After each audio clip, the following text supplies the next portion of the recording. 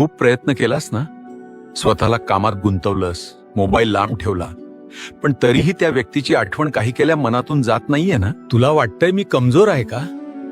मलाच का विसरता येत नाही?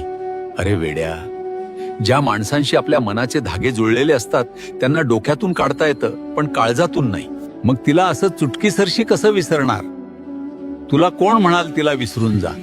नको विसरू, पण त्या आठवणीला आता दुःख बनवू नकोस. तिला प्रार्थना बनव. जेव्हा जेव्हा तिची आठवण येईल तेव्हा डोळे बंद कर आणि म्हण, स्वामी, ती जिथे कुठे असेल सुखात असू दे. लक्षात ठेव, तुझा आणि तिचा संवाद तुटला असेल, पण माझा आणि तिचा संपर्क अजूनही तुटलेला नाही. आता ती माझी जबाबदारी आहे. ज्या गोष्टी तुझ्या हातात नाहीत त्या माझ्या हातात आहेत बाळा. भिवू नकोस, मी तुझ्या पाठीशी आहे. फक्त श्री स्वामी समर्थ नामाचा जप करत राहा आणि हा व्हिडिओ माझ्या भक्तांपर्यंत नक्की पोहोचव. तुझे संकट नक्की दूर होईल.